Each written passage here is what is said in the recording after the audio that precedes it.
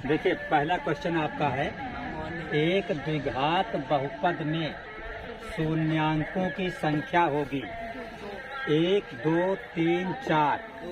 कौन सही है? हाँ, ये वाला जिसमें 2 लिखा है, बी वाला करेक्ट है। क्योंकि द्विघात, घात कितनी है? 2, तो घात 2 है तो उसमें x के मान भी 2 होंगे और x के मान को ही शून्यक कहा जाता है। सेकंड क्वेश्चन देखिएगा, लिखा है निम्न में कौन द्विघात बहुपद का ग्राफ नहीं? तो द्विघात, द्विघात का मतलब x के 2 मान, द्विघात का मतलब, और x के मान 2 मान कब होंगे? जब कोई वक्र x अक्ष को 2 बिंदुओं पर टच करेगा या कट करेगा। तो देखिए जैसे पहले फिगर में है, अब ये वक्र है तो ये वक्र x अक्ष को कहीं पर काट ही नहीं रहा है। इसका मतलब ये जो है ये द्विघात बहुपद का ग्राफ नहीं है। तो ये पहला वाला आपका करेक्ट हो गया, आगे देखने की कोई आवश्यकता ही नहीं। देखिए तीसरा क्वेश्चन आपका लिखा है x² + 7x + 10 के शून्यक हैं। शून्यक का मतलब x का मान। इसका मतलब जब आप x² + 7x + 10 को हल करोगे तो जो 2 x के मान आएंगे, 2 मान आएंगे ना, क्योंकि द्विघात है, तो वो x के 2 मान कौन से होंगे? पहले में है -2, -5, दूसरे में है 2, -5 और तीसरे में है 2, 5। 2, 5 क्यों सही है? क्योंकि जब आप 2 को 5 में जोड़ेंगे तो 7 हो जाएगा और 5 और 2 को गुणा करेंगे तो 10 हो जाएगा।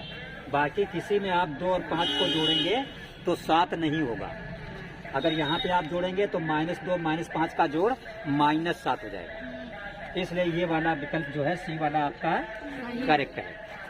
अगला देखिए क्वेश्चन नंबर 4, लिखा है ग्राफ में शून्यांकों की संख्या है। ये ग्राफ बना है, बताइए शून्यांकों की संख्या कितनी है? 3।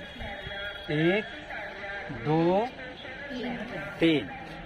तो यहाँ पे ए में 1, बी में 3, तो इसलिए बी वाला विकल्प जो आपका है ये आपका सही है। शून्यक का मतलब कि वक्र x अक्ष को जितने बिंदुओं पर काटता है उसे शून्यक कहा जाता है। और इस चित्र में ये जो वक्र है वो x अक्ष को 1, 2, 3 बिंदुओं पर टच कर रहा है।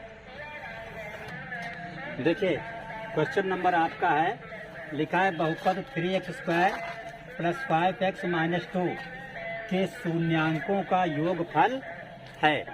तो हमने कल सूत्र बताया था आपको कि जो शून्यांकों का योगफल होता है, शून्यांकों का योगफल ये बराबर क्या होता है? बोलो। अरे अल्फा + बीटा बराबर क्या होता है? नहीं याद किया किसी ने? -b/a। शून्यांकों का योगफल अल्फा + बीटा बराबर -b/a, तो बराबर -b/a। बराबर के नीचे बराबर लगा दीजिए। ये -b, what is b? b क्या होता है? x का गुणांक। तो x का गुणांक कितना है? 5। तो b की जगह पे 5/a। a क्या होता है?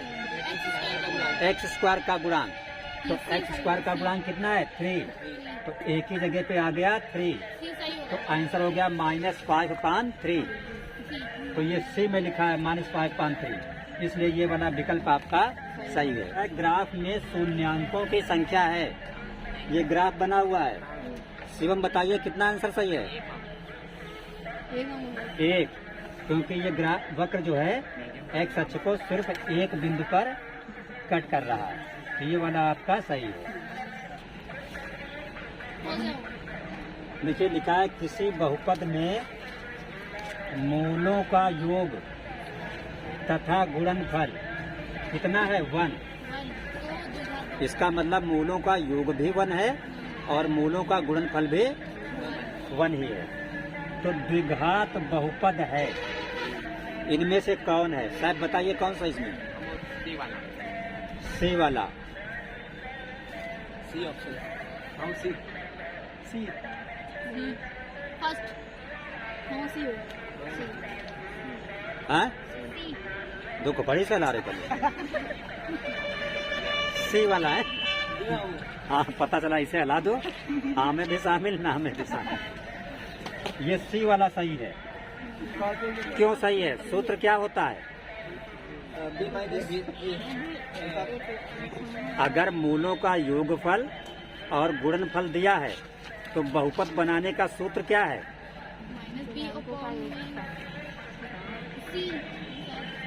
इसका मतलब गेस मारा है खाली।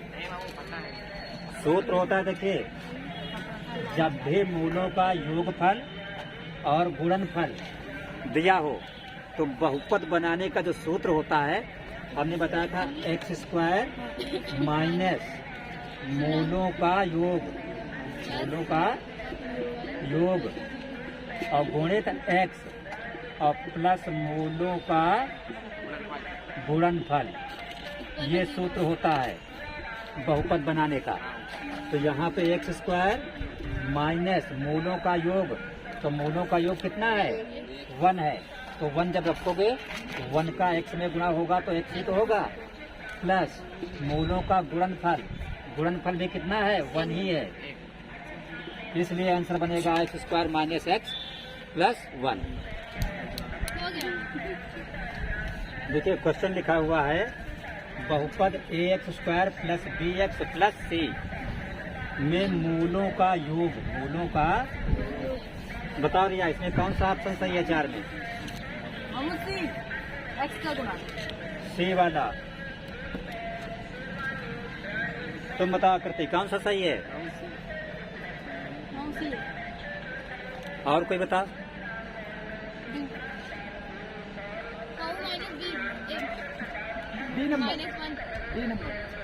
ये वाला। और कोई बता?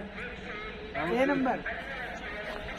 क्या पूछा? मूलों का योग, मूलों का और मूलों के योग का मतलब अल्फा प्लस बीटा, और मूलों का योग अल्फा प्लस बीटा बराबर होता है माइनस बी बटे ए। लेकिन आपके चारों आंसर में कहीं भी माइनस बी बटे ए नहीं है। 1 तो आया नहीं, 1 आता तो ये सही हो जाता, इसलिए इसका काम तो खत्म हो गया। अब माइनस बी बटे ए कहीं है नहीं, लेकिन ए सी डी इन्हीं में से तो एक सही है। तो बराबर माइनस की जगह पे माइनस ये बी, बी किसका गुणांक होता है? एक्स का।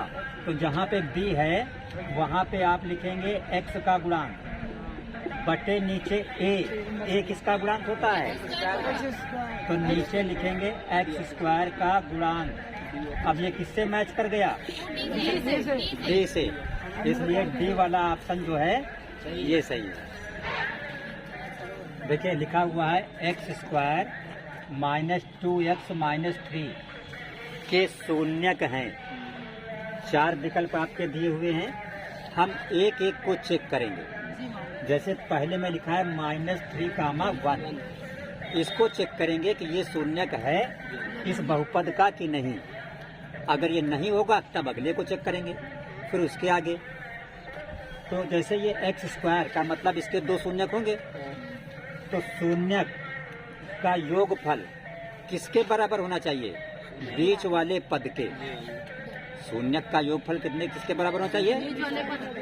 तो यहाँ बीच वाला पद का मतलब x का गुणांक कितना है?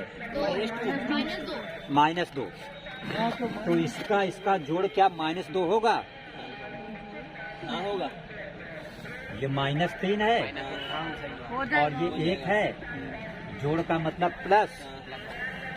जब जोड़ेंगे तो जुड़ेगा नहीं, घट जाएगा, बिकॉज एक पॉजिटिव एक निगेटिव है। तो 3 से 1 गया 2, माइनस वाली गिनती बड़ी है इसलिए चिन्ह माइनस का। तो इन दोनों का योगफल कितना आ गया? -2, जो कि बीच में रखा हुआ है। और आप जानते हैं शून्यांकों का योग बराबर होना चाहिए x के गुणांक के, मतलब बीच वाले पद के बराबर, और गुणनफल होना चाहिए आखिरी के बराबर। जैसे आखिरी यहाँ पे -3 है, अगर आप -3 और 1 को गुणा करेंगे तो -3 ही आएगा, इसलिए ये वाला करेक्ट है। और जब ये वाला करेक्ट है -3, 1, फिर आगे चेक करने की कोई जरूरत नहीं है। लास्ट क्वेश्चन देखिएगा। क्वेश्चन नंबर 10 में लिखा है, निम्न में कौन बहुपद नहीं है? निम्न में कौन बहुपद, कौन सा इसमें बहुपद नहीं है?